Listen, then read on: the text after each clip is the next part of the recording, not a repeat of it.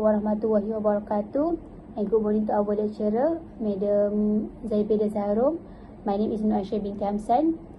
For our topic today, analysis of corporate financial performance, we are going to present about the trend and comparative study of SHAFIA Hotel Malaysia Berhad and Makmah Group Berhad. Through this practical application of the assignment, we have developed a comprehensive understanding of the use of financial ratio.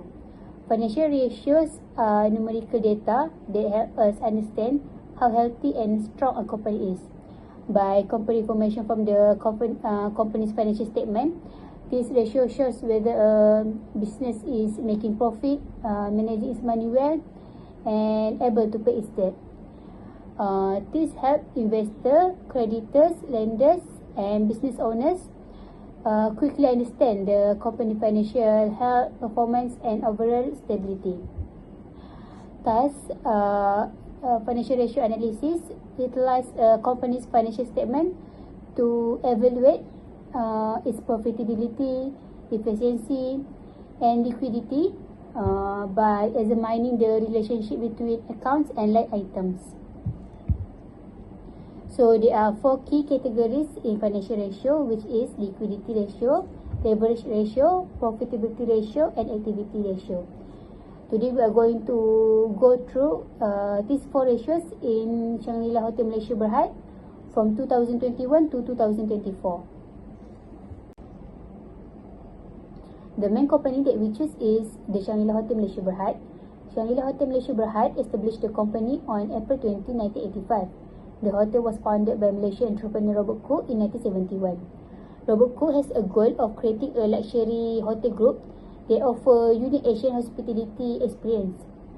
SHAFIA Hotel Malaysia Berhad is situated in the heart of Kuala Lumpur on Jalan Sultan Ismail, located near landmarks like KL Twin Tower and KL Tower. There are several well-known hotels of SHAFIA Hotel, which is SHAFIA Hotel Kuala Lumpur, SHAFIA Rasa Sayang Resort and Spa, and Golden Sand Resort. And for our comparative company, we choose Makmah Group Berhad. Makmah Group Berhad established the company in 2006 and was founded in 1994. The company formerly known as Impiana Hotel Berhad. They changed their name to Makmah Group Berhad to reflect its evaluation of diversified group that focus on creating long-term value through hotel business and activities. Makmah Group Berhad corporate official is in the Federal Territory of Kuala Lumpur with a headquarter address listed in the Solaris de Tamas area. There are 4 well-known hotels under the Makmah Group, which is Impiana Hotel KLCC, Impiana Hotel Ipoh, Impiana Hotel Senai, and Wolo Kuala Lumpur. The cooperation of both companies is Hospitality Hotel and Resort. They both provide a lot of supporting service such as restaurant, hospital restaurant, spa, golf club, and F&B. My name is SHAFIA and I'll be presenting the profitability ratios financial performance of SHAFIA Hotel Malaysia Berhad.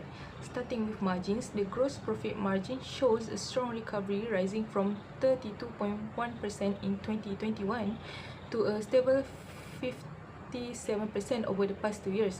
The most significant improvement is seen in the operating and net profit margins, where the company moved from an 80.27% operating loss in 2021 to a positive net profit margin of 5.46%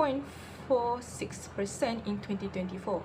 Returns also reflect this turnaround, where the return on assets improved steadily to 2.2%, while return on equity recovered from negative levels to a positive 3.75%. Overall, SHAFIA has clearly rebounded, with all key performance indicators returning to positive territory by 2024. This confirms that their cost controls are working for sustainable earnings growth moving forward. That's all from me. I'll be giving the presentation to NADHIRAH. Thank you to my friends for explaining their part so well. Before I begin the explanation for leverage ratio analysis, I will give the definition of leverage ratio. Leverage ratio measures the extent to which a company uses debt to finance its assets and operations. It helps assess the company's financial risk and a long-term solvency, as a higher leverage indicates a greater reliance on borrowed funds. Starting with trend analysis, which is Shangri-La Hotel Malaysia Berhad, the debt to asset ratio increased steadily from 23.9% in 2021 to 31% in 2024, showing that a larger proportion of the company's asset is being financed through debt over time. Similarly, the debt to equity ratio rose from 31.4% in 2021 to 45% in 2024, indicating increasing reliance on debt compared to shareholders' equity. Overall, the upward trend in both ratios suggests that Shangri-La is gradually increasing its financial leverage, which may support growth and recovery but also raises financial risk if not carefully managed. The next one, I'm going to talk about the comparative analysis, which is between Shangri-La versus Magma Group, using the data from 2024. Shangri-La recorded a debt to asset ratio of 0.5%, while Magma Group showed a much higher ratio of 1.75%, indicating that Magma relies more heavily on debt to finance its assets. For the debt to equity ratio, Shangri-La stood at 0.76% compared to Magma's, which is 0.77. Although the difference is small, Magma remains slightly more geared. In conclusion, Shangri-La demonstrates a lower leverage position, reflecting more conservative financial management, whereas Magma Group face higher financial risk due to greater dependence on debt. That's all from me. Thank you. So for my part, I will examine the liquidity position of Shangri-La Hotel Malaysia Berhad from 2021 to 2024. Focusing specifically on two key metrics, which is current ratio and quick ratio. These ratios are crucial indicator of the company's ability to meet its short-term financial obligation. Okay, the formula of current ratio. This is calculated as current ratio divided to current liabilities. A ratio of 1.0 or highest considered healthy, meaning the company has enough current asset to cover its current debt. And for quick ratio, also known as the acid test ratio, this is more stringent measure. It excludes inventory from current asset because inventory can be harder convert into cash. The formula is current asset minus inventory divided to current liabilities. So as you can see on the slide, here is the data for the current and quick ratio of Shangri-La Hotel Malaysia Berhad over the specific period. When we look closely, the data from the past 4 years, a very clear narrative of financial recovery emerged. We can see that both of the current ratio and quick ratio show a steady improvement from 2021 to 2024, with the current ratio rising from 0.39 to 0.79 and quick ratio from 0.38 to 0.76. This indicates that the company's ability to cover its short-term debt has been increasing year over year. One of the most striking observations in this analysis is how closely the quick ratio mirrors the current ratio. In fact, they are almost identical across all 4 years. For a business like Shangri-La, this reveals the inventory such as food, beverage and gas supplies plays a very minor role in their overall liquidity. Instead, the company's ability to pay its bill is almost entirely dependent on quick asset, specifically cash on hand and account receivable. This is typical for the luxury hotel sector, where services are the primary product rather than physical goods held in stock. However, from a strict accounting perspective, we must acknowledge that even with the significant progress made by 2024, the ratio still sits below the traditional benchmark of 1.0. Typically, a ratio below 1 might suggest a liquidity squeeze, but in the context of a major hotel group, this often reflects a strategic management of cash flow during a high growth recovery phase. The jump from 0.39 ratio in 2021 to 0.75 in 2024 shows that the liquidity gap is closing rapidly. Ultimately, this insight tells us that Shangri-La Hotel Malaysia Berhad is in such more resilient position today than it was 3 years ago. The recovery in international travel and rising occupation rates, the necessary cash flow to stabilize the balance sheet. While the company is not yet back to a surplus liquidity position, the trajectory we see here suggests a disciplined and successful return to financial health. In conclusion, while Shangri-La Hotel Malaysia Berhad liquidity position is improving significantly from its pandemic low, it has yet to reach the industry benchmark of having more current assets than current liabilities. The company is in a recovery phase, but its short-term liquidity position warrants close monitoring. So that's all for liquidity ratio. Moving to our next ratio. Activity ratio, also called efficiency ratio, is measure how effectively company use its asset and manage operation is to generate revenue. Now look at the trend analysis Shangri-La Hotel Malaysia Berhad in activity ratio.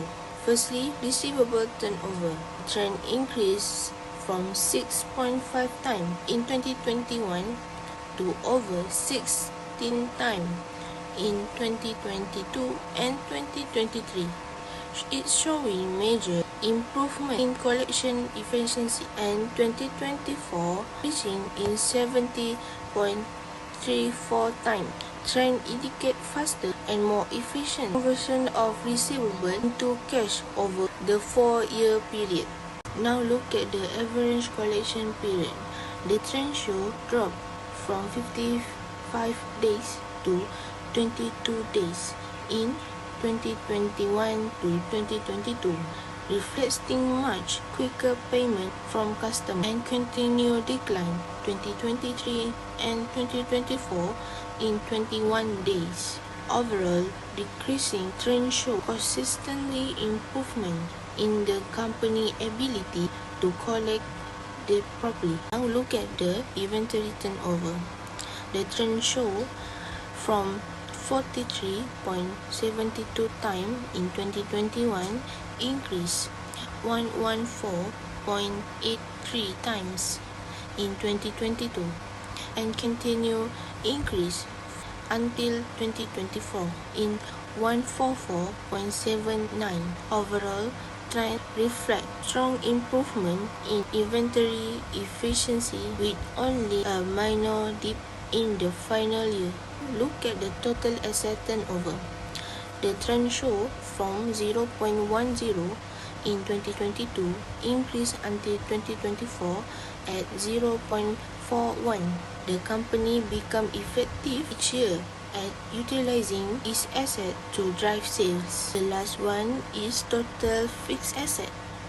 The trend show increase from 2021 until 2024 at 0.22 times 1.02. The company has consistently improved its efficiency in generating revenue from its fixed asset over 4-year period. Thank you, Shafia. So next, I will explain the comparative analysis for profitability ratio Shangri-La Hotel and Magma Group Berhad for 2024. So first, we look at the gross profit margin. Magma recorded a high margin of 109.81%, while Shangri-La recorded 57.69%. So this indicates that Magma is more efficient in managing its direct operating costs, such as cost of sales. So second, we move on to the net profit margin. The difference becomes very clear here.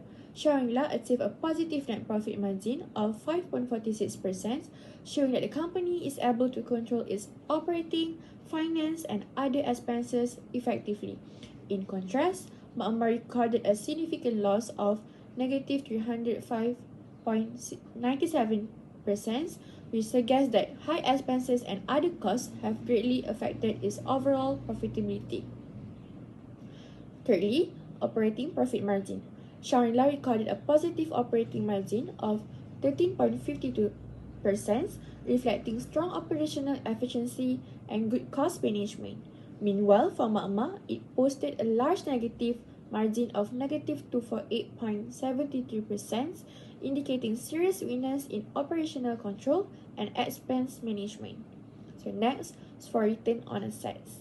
Shangri-La achieved 2.20%, which shows that the company is able to generate profit efficiently from its assets. On the other hand, Makmah recorded a negative 18.36%, shows that inefficient use of assets and resources. Last but not least, return on equity. It shows that Shangri-La provided a positive return of 3.75% to its shareholders. This reflects financial stability and value creation. In contrast, Makmah recorded 51.02%, which indicates a significant decline in shareholder value and higher financial risk. So next, we will go through the leverage ratio. Now I will discuss about the comparative liquidity ratio between Shangri-La Hotel and Makmah Sindiran Berhad for the year 2024. Liquidity ratios measures a company's ability to meet its short-term obligation using current assets. The two ratios used in this comparison are the current ratio and the quick ratio. For the current ratio, Shangri-La recorded a ratio of 0.75%, while Makmah Group achieved a much higher ratio of 1.75%. This indicates that Makmah Group is in a stronger position to cover its short-term liabilities using its current assets. Similarly, for the quick ratio, Shangri-La Hotel reported 0.76 compared to 0.77 for Makmah Group. Although the difference is small, Makmah still demonstrates slightly better liquidity after excluding inventory. In conclusion, the comparison shows that Shangri-La has weaker short-term liquidity, suggesting that tighter working capital management, whereas Makmah Group has stronger liquidity, giving it greater financial flexibility in meeting short-term. Now look at the receivable turnover. Shangri-La Hotel Malaysia show higher receivable 17.24 compared to Makmah Group Berhad 1.04, indicating its collect receivable much faster. Shangri-La has strong credit control and more effective collection process.